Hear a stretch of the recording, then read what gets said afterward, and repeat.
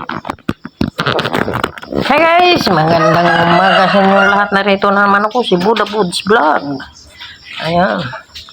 Magpitasin ko guys, magpitas tayo guys ng 3 piraso yata yun hindi pwede kasi guys kung hindi pitasin guys.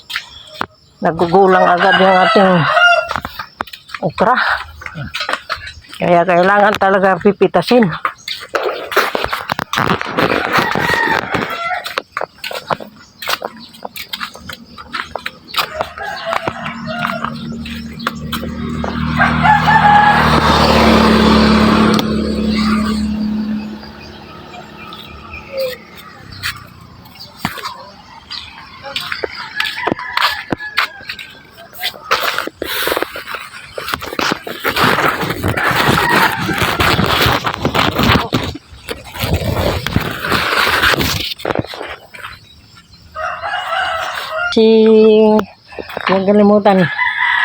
Huwag kalimutan i-share and like and comment kung nagustuhan po niyo yung video.